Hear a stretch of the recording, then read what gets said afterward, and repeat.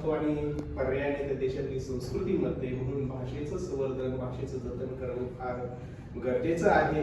आणि ही संवर्धनाची जबाबदारी फक्त मराठीचं अध्यापन करणाऱ्या अध्यापकांची जबाबदारी नव्हे, तर मराठी भाषा बोलणाऱ्या 11 कोटी लोकांची ही जबाबदारी आहे. या निमित्ताने सांगावंसं वाटतं. मी यानंतर आमच्या मराठी विभागाचे प्रमुख आदरणीय डॉक्टर अडावसर यांना विनंती करेल की या कार्यक्रमाचं प्रास्ताविक करा. महाविद्यालयाचे आदरणीय प्राचार्य डॉक्टर भरले सर, उपप्राचार्य doctor Salunkhe sir, doctor Walke sir, doctor Prasad sir, doctor Pande sir, सहकारी प्राध्यापक मित्रांनो, आज 27 फेब्रुवारी दिवाळी शिरवाडकरांचा जन्मदिवस मराठी भाषा गौरव दिन म्हणून साजरा केला जातो. मराठी भाषेच्या परंपरेचा शोध घेत असताना मराठी भाषेतील पहिला लिखित ग्रंथ जो आहे 1110 मध्ये विवेक सिंधू नावाचा ग्रंथ लिखित ग्रंथ, आणि त्याच्यानंतरचं जे साहित्य आहे महानुभाव पंत यांचं साहित्य आहे, संत कवींचं साहित्य आहे, पंत कवींचं साहित्य आहे, तंत कवींचं साहित्य आहे. आणि या सर्वांनीच मराठी भाषा समृद्ध करण्याचं काम, प्रगल्भ करण्याचं काम केलेलं आपल्याला दिसून येतं. महानुभाव पंत यांनी त्यांच्या धर्माचा प्रचार आणि प्रसार करण्यासाठी लोकभाषा, इथली जी मातृभाषा आहे मराठी भाषा आहे, या मराठी भाषेचा उपयोग केलेला आहे. त्याच्यानंतरचं जे साहित्य आहे ज्ञानेश्वरांचं साहित्य किंवा जो वारकरी संप्रदाय होता किंवा भागवत संप्रदाय होता, त्याच्यामध्ये 18 पगड जाती जमातीचे संत वाहून गेलेले आहे. चोखा मेळा असेल अस्पृश्य समाजाचा, सावतामाळे असेल, नरहरी सोनार असेल, गोरा कुंभार वगैरे असेल, या सर्व 18 पगड जातीच्या संतांनी मराठी भाषा प्रगल्भ करण्याचं काम, समृद्ध करण्याचं काम आपल्याला केलेलं दिसून येतं. अतिशय साधी, सोपी, सरळ, सर्वसामान्य लोकांना समजेल अशा प्रकारची वाक्यरचना त्यांनी केलेली आहे. चोखा मेळा म्हणतात, ऊस डोंगा परी रस नोहे डोंगा, काय भुलरासी वरलिया. नदी डोंगी परी जल नोहे डोंगे, काय भुललासी वरलिया. ऊस डोंगा परी भाव नोहे डोंगा, काय भुललासी वरलिया. चोखा डोंगा परी भाव नव्हे डोंगा, काय भुललासी वरलिया. कांदा मुळा भाजी अवघी मिठाई माझी.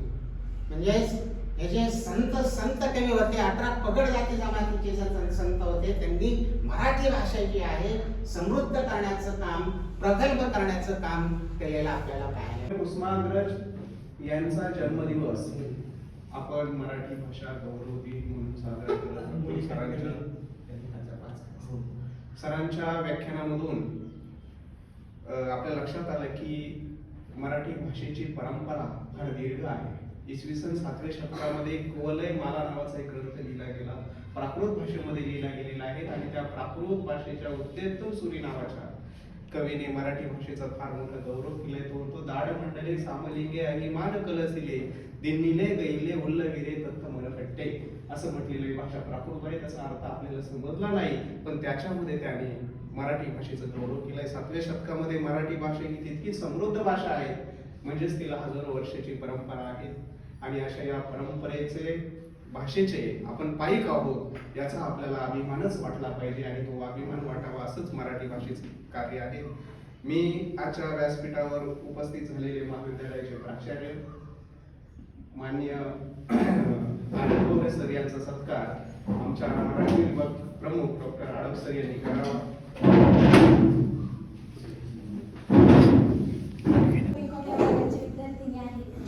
मराठी भाषा दिनानिमित्त मी तुमच्यासमोर एक मराठी कविता सादर करणार आहे. कविताचं नाव आहे माझी मराठी आणि कवयित्री आहे मृणालिनी कानिटकर जोशी. माझी भाषा माझी आई, अर्थभावनांना देई, तिच्या राहावे ऋणात होऊ नये उतराई. तिच्या एकेका शब्दाला रत्न कांजण्यांचे मोल, तिच्या एकेका शब्दाला रत्न कांजण्यांचे मोल. कधी तप्त लोहावरी तर कधी चांदणी शीतल. रान वाऱ्याच्या गंधात माझी मराठी भिजली, रान वाऱ्याच्या गंधात माझी मराठी भिजली. लेऊन या रानावरी माझी मराठी सजली. माझ्या भाषेचे अमृत प्राशेल तो भाग्यवंत, माझ्या भाषेचे अमृत प्राशेल तो भाग्यवंत, तिचा नाही तुझा भाव असं कोणताही पंत. माझी मराठी भाषेची काय वर्णावी थोरवी, माझी मराठी भाषेची काय वर्णावी थोरवी, दूरदेशी ऐकू येते माझ्या मराठीची ओवी, दूरदेशी ऐकू येते माझ्या मराठीची ओवी. धन्यवाद. खूपच सुंदर मराठी भाषेचं गौरव करणारी कविता. यानंतर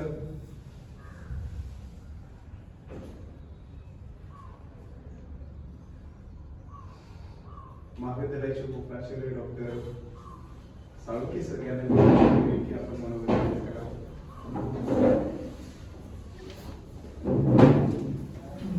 माझी अवस्था समोर बसलेल्यांना बोलणाऱ्या विद्यार्थ्यांसारखी झालेली आहे.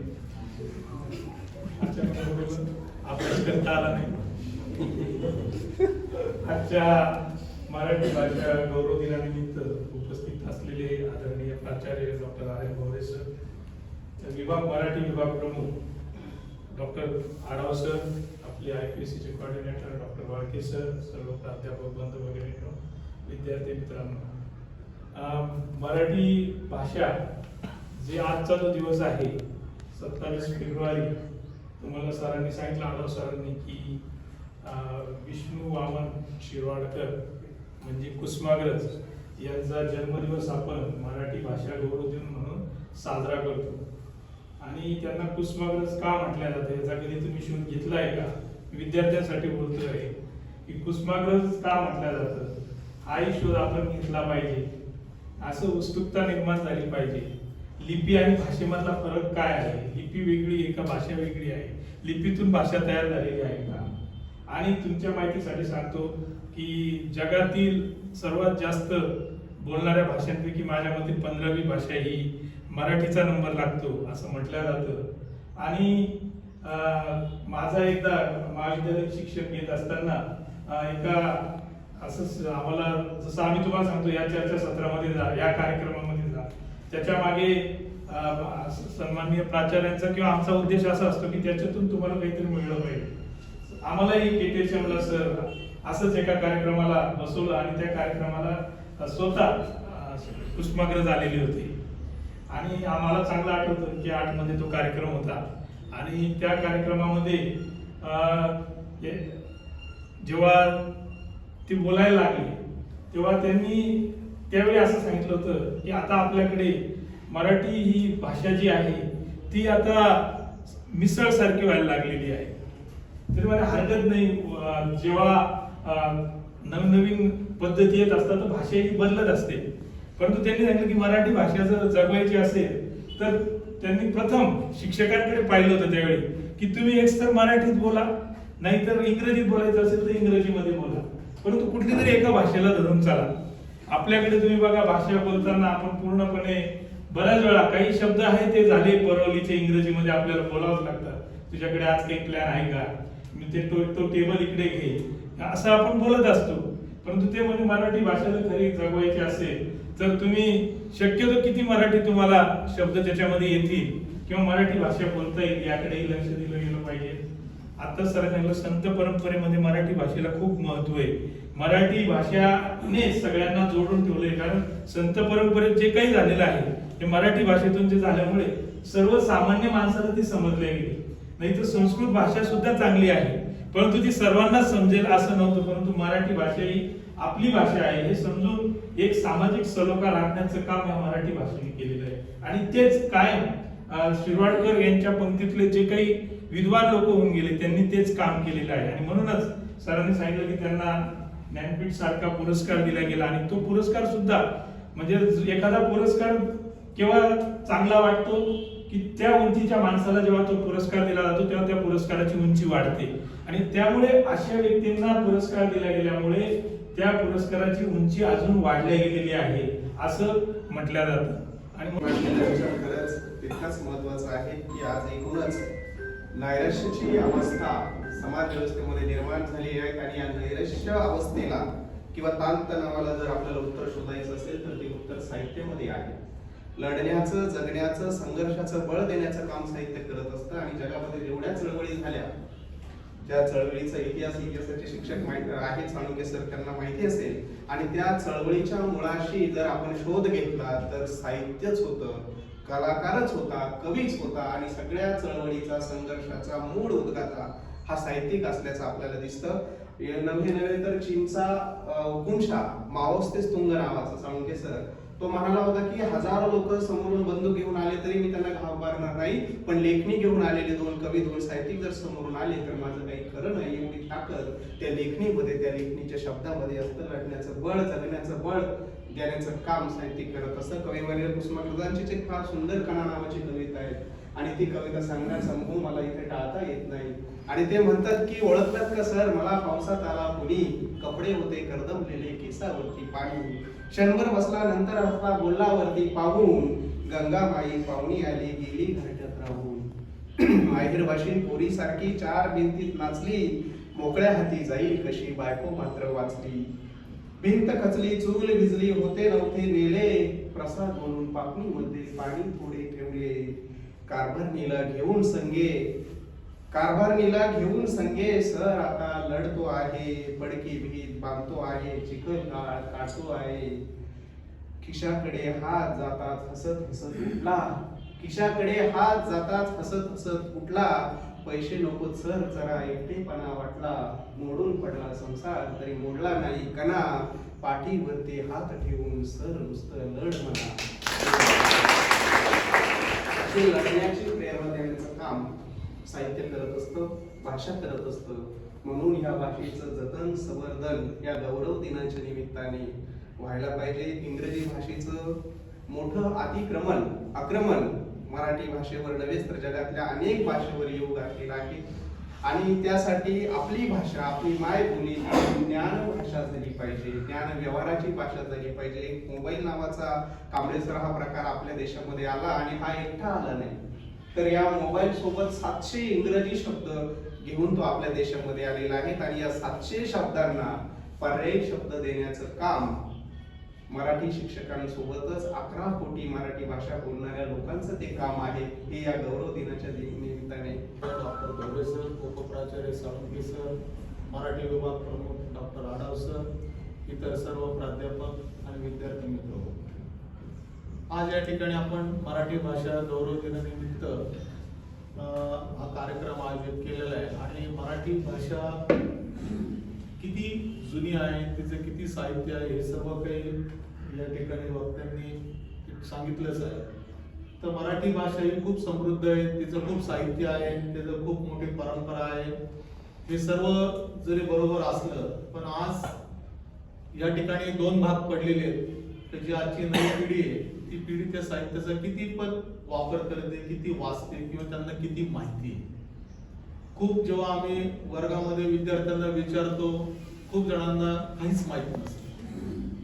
म्हणजे अगदी यांचंच नाव घेऊन म्हणायचं म्हटलं तर कुसुमाग्रजांचं नाव काय आहे हे सुद्धा निम्म्या पोरांना सांगता येत नाही, अशी परिस्थिती त्या ठिकाणी असते. याचं कारण काय असतं का मराठी भाषा ठीक आहे, आपली बोली भाषा आहे, पण तो मातृभाषा असते. त्या मातृभाषेतून घेतलेलं शिक्षण हे तुमच्या मरेपर्यंत लक्षात राहतं.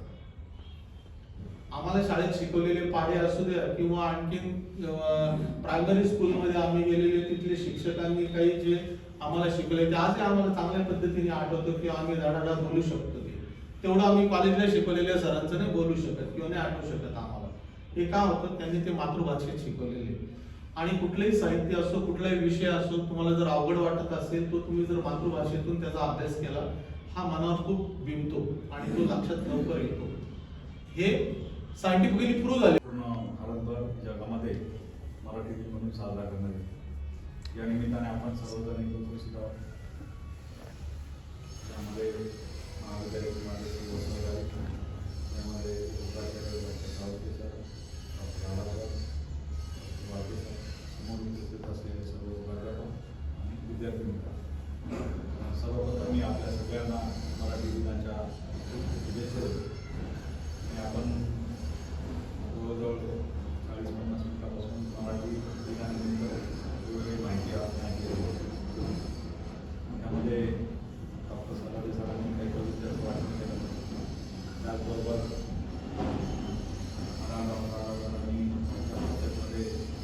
भाषा कधी सुरू झाली त्याची सुद्धा आपल्या सगळ्यांना माहिती आहे.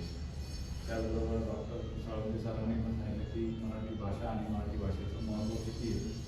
आणि वाळके सरांनी सुद्धा सांगितलं की मराठी भाषेबरोबरच मराठी भाषा आणि त्याच्या पॅरलल आजच्या जगामध्ये जी चाललेली इंग्लिश भाषा आणि सगळे आपल्याला आता आव्हान आहे की सर्व आजचे जे तरुण विद्यार्थी या विद्यार्थ्यांना समोर प्रश्न पडतो की नेमकं काय करायचं आणि हे करत असताना आपल्याला काय वाचलं पाहिजे. आज आपल्या मनामध्ये काय आहे, चंचलता काय आहे आणि चंचलता येणाऱ्या समोर जे आव्हान आहे त्याला कसं फेस झालं पाहिजे, कसं चांगलं झालं पाहिजे.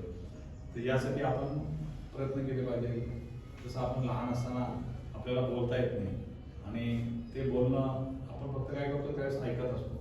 आपले जे आईवडील असतात, नातेवाईक असतात ते आपल्याला काहीतरी सांगत असतात आणि आपला जो मेंदू असतो हा मेंदू काय करतो त्यावेळेस कॅच करत असतो की एखादी गोष्ट सांगितली आपल्याला वाघाकडीमध्ये अगदी पहिला जो शब्द असेल बरेचसे मुलं लहान बाळ जे असतात ते ह हा ई असं काहीतरी बोलत असतात. म्हणजे तेव्हापासून आपल्या मनामध्ये बिंबवलं जातं की आपल्या ज्या 12 खडी आहेत 12 खडी आपल्याला ऐकवल्या जातात आणि नंतर मग आपल्याला शाळेत पाठवलं जातं. त्या 12 खडीपासून जे जे पुढे पुढे जे शब्द तयार होतात शब्दापासून मग मोठे मोठे पॅराग्राफ तयार होतात आणि त्या पॅराग्राफमधून पुस्तकं तयार होतात आणि हे करत असताना आपल्या मनामध्ये जे बिंबवलं जातं ते आपली जी भाषा असते ती भाषा मग आपण ज्या परिसरात राहतो जो परिसर कसा आहे त्याप्रमाणे आपल्याला ते शब्द आपल्याला ऐकवले जातात आणि ऐकून झाल्यानंतर मग जेव्हा आपण शाळेत जातो शाळेतून 10वीत जातो 10वीतून कॉलेजला येतो कॉलेजमधून मग ग्रॅज्युएशन होऊन काही जण PG करतात आणि मग समाजामध्ये येतात आणि मग त्यावेळेस त्यांना कळतं अरे मागे जे झालं ते मागे काय काय झालेलं आहे याची जर रिव्हिजन आपण केली आपल्याला करावं लागते. आणि रिव्हिजन म्हणजेच आपलं असलेलं अस्तित्व आणि अस्तित्व म्हणजे आपण सुरुवातीला जी ऐकलेली की जी भाषा आहे आणि आपण पण आहे आता मग अशी मी सांगितलं की दशा आणि दिशा जसं आहे अलंकार अहंकार की हे सगळ्या गोष्टी या आपल्याला जर नुसतं काहीतरी बदललं तरी गडबड होऊ शकते. म्हणून ही गडबड होऊ नये म्हणून आपल्या सगळ्यांनी ती काळजी घेतली पाहिजे. मला वाटतं की आपण या निमित्ताने मराठी भाषेच्या निमित्ताने इथून पुढे तुम्ही तुमच्या वर्गामध्ये जरी एखादं चांगल्या मोठ्याने जर वाचलं तरी पण तुमचं एक प्रॅक्टिस होऊ शकते त्याच्यामध्ये. शिवाय कविता वाचन हे सुद्धा एक कलाच असते आणि हे का बरं करतोय कारण पुढे जाऊन आपल्याला या कलेचा उपयोग करून घ्यायचा आहे. पुढे जाऊन आपल्याला याचे साहित्याचे आपल्याला मिळते तर ते मिळून आपण त्याचा काहीतरी उपयोग केला पाहिजे ना चांगला. आणि आज आपण म्हणतो की या नवीन विद्यार्थ्यांना नोकरी नाही किंवा आपला जो व्यवसाय चालवण्यासाठी सुद्धा क्षमता पाहिजे असते काहीतरी. पण कधी येईल ते जर तुम्ही वाचलं तरच येईल ना. असतात भरपूर असतात पण त्याला या परिस्थितीमध्ये टिकण्यासाठी तुम्हाला कोणी येऊन मदत नाही करणार तर स्वतःची मदत करावी लागेल. आणि स्वतःची मदत कधी होईल ती आपण वाचन केलं. आज आपण महाराष्ट्रामध्ये राहतो म्हणून मराठीत बोलू शकतो पण मराठीच्या संदर्भात बोलू शकतो. पण आपली ताकद कधी वाढेल आपण वाचलं तरच ती ताकद. म्हणून आपल्याला जर टिकायचं असेल तर आपल्याला शिकलं पाहिजे. म्हणतात ना की शिकलं तर तुम्ही शिकाल आणि तुम्ही जर आज वाचला तर उद्या तुम्ही वाचाल. त्यामुळे या सगळ्या गोष्टीला आपण एक चांगल्या ह्याच्याने पॉझिटिव्ह ह्याच्याने बघावं आणि जास्तीत जास्त आपली स्वतःचीच प्रगती करावी. स्वतःची जरी प्रगती केली तरी भरपूर आहे. ती प्रगती केली की दुसऱ्याचा बरोबर त्याला होऊ शकतो असं मला वाटतं. आणि या निमित्तानं आपण एखादा निबंध लिहावा. आपल्याला जे सुचलं ना ते लिहिलं गेलं पाहिजे. त्याचबरोबर तुम्ही जाताना येताना निसर्गामध्ये जात असतात. आता बरेच आपण सगळेजण ग्रामीण भागात आहोत, आदिवासी भागात आहोत. आपल्याला काही गोष्टी सहज दिसतात. आपण एकटं करत असताना सहज विचार जाता येतात. एखादं झाड छान हातलं असं एखादा छोटा प्राणी येत असतो, मोठा प्राणी येत असतो किंवा निसर्गामध्ये खूप गोष्टी आहे. मोठा डोंगर असतो त्याच्याबरोबर त्याचे पीक असतं. पिकावर सुद्धा काही वेळेस आपण एक बघितलं तरी आपल्याला काहीतरी सुचू शकतं, आपल्याला लिहू शकतो आपण. ते हे का बरं करू शकतो कारण आपल्या मनामध्ये ते विचारांची चंचलता झाली. आणि चंचलता कधी होईल जर आपल्याला वाचलं. एखादं मगाशी म्हटलं ना की कविता ऐकली तर त्याला 10 कविता ऐकल्या तर आपल्याला ती सुचली पाहिजे कारण आपण पण लिहिलं पाहिजे. कविता ऐकून त्याच्या मनामध्ये चालू आहे की आता उद्यापासून किंवा आजपासूनच आपण आपल्या स्वतःच्या व्यक्तिमत्वाला त्याच्या चालना देऊ. मराठी दिन सुद्धा आपण शपथ घेऊ की ज्या ज्या गोष्टी आपण ऐकल्या आणि त्या मला पण सांगायच्या आहेत. जर अशी काही आपण शपथ घेतली तर निश्चितच सांगताना तुम्ही बघा, प्रयोग करा. तुम्हाला सांगताना तुम्हाला किती अडचण येतात ते येऊन उभं राहायचं आणि सांगायचं. ते येताना कुठेही उभं राहा, सांगा. सांगताना जो त्रास होतो ना तो त्रास कमी व्हायला पाहिजे आणि त्याच्यामध्ये जास्तीत जास्त आनंद मिळाला. त्यासाठी मी तुम्हाला सगळ्यांना शुभेच्छा देतो. धन्यवाद. जय हिंद, जय महाराष्ट्र. धन्यवाद सर. या भाषा गौरव दिनानिमित्त आपल्या मनोगतातून भाषा संबंधित बहुमूल्य असे विचार आपण व्यक्त केले.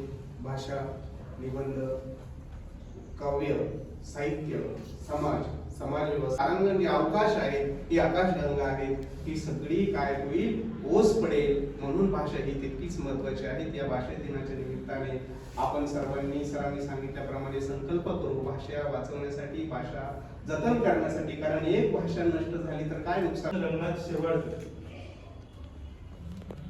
वडिलांचं निधन झाल्याने मग त्यांचे चुलते त्यांना दत्तक घेतात आणि पुढे आपल्या चुलत्यांचं नाव लावून ते साहित्याचा वसा चालवतात. आणि असा हा साहित्याचार्य आपल्याला या मराठी साहित्यामध्ये दर्जेदार लेखन करताना दिसतो. त्यामध्ये काव्य आहे, नाटक आहे, कादंबरी आहे, लघुनिबंध आहे. यासारख्या सर्व साहित्य प्रकारांना सामाजिक वास्तवाचं भान देणारा व्यक्ती आपल्याला दिसून येतो. या मराठी भाषा गौरव दिनाच्या